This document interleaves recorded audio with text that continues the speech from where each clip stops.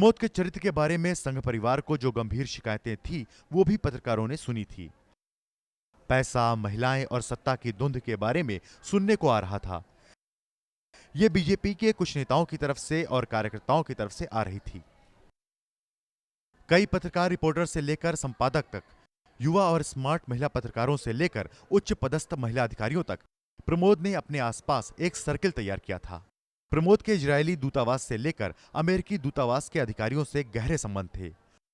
उनका सचिव विवेक मित्रा और खुद प्रमोद इजरायल, अमेरिका और इंग्लैंड के दौरे पर जाते थे। वहां पर क्या करते थे, उस पर पार्टी में गहरा रहस्य था। इस दौरे पर पत्नी के अलावा किसी अन्य लड़की के जाने की कानाफूसी पार्टी में चलती थी। मेरे कानों तक भी ये बातें आती थी, पर लोग इस तरह की बातें करते थे। लेकिन धीरे धीरे भारत के भी 5 स्टार होटल और 1201 पूर्णा ऐसी फैशनेबल अमेरिकी लड़कियों का आना जाना बढ़ गया।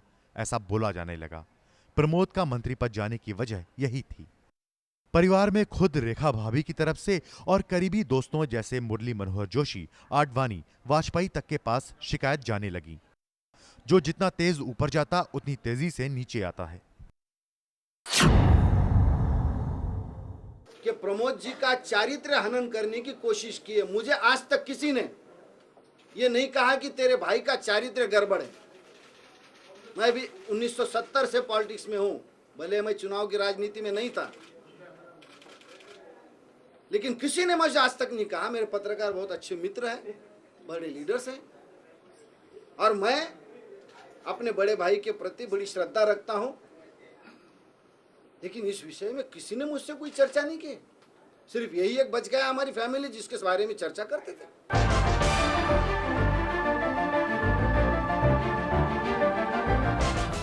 पिता गुजरे वो दिन मुझे बिल्कुल याद है। अक्षय तृतीया का दिन था, 27 अप्रैल 1971। इस दिन के कुछ दिन पहले से घर का वातावरण तंग था। मां और पिताजी के बीच में जोरदार झगड़े हुए थे।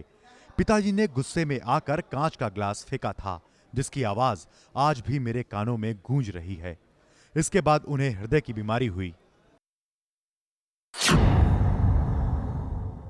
ये सरासर गलत बात है। और 27 तारीख को दोपहर को 12 बजे हमारे पिताजी की मौत हाइपरटेंशन से हो गई। जिस घटना का यहाँ उल्लेख हो गया वो घटना हुई ही नहीं।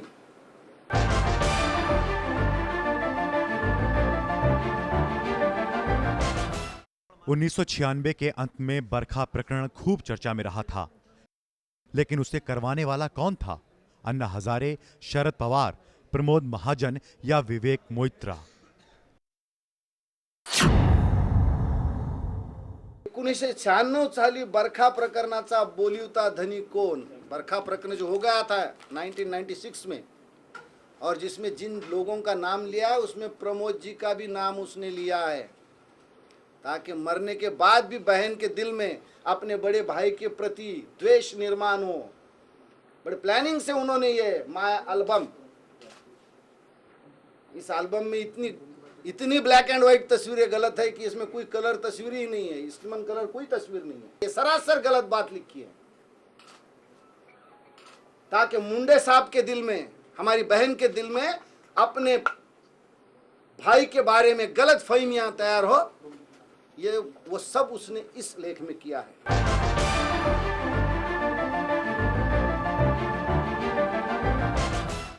क्या पूनम ने 1992 में मेरे डैडी किसी दूसरी महिला के साथ यूरोप गए हैं ऐसा कहकर मेरे गले में गिरकर रोई नहीं थी?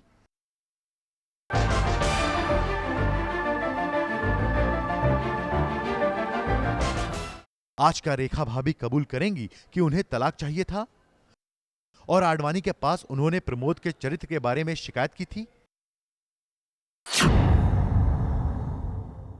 बड़े भाभी के दिल में अगर कुछ ऐसी बात होती थी तो भाभी जी मुझे जरूर कहती थी।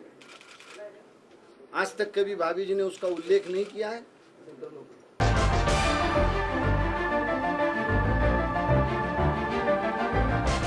प्रमोद फिक्सर, डबल डीलर, षड्यंत्रकारी, किसी चीज को न मानने वाले नए राजनीतिज्ञों में सबसे सफल था, जैसे अमर सिंह।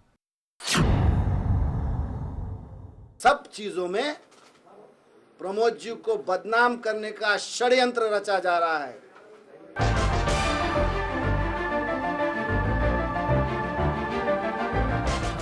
प्रमोद के दिल में किसी के लिए आदर नहीं था।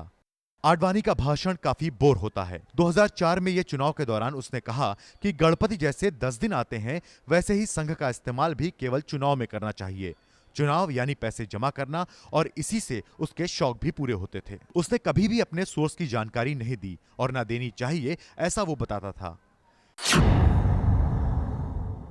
प्रमोद जी पार्टी के लिए जो भी करते थे, व्यक्तिगत रूप से उस पैसे का उन्होंने कहीं उपयोग नहीं किया, कहीं भी नहीं।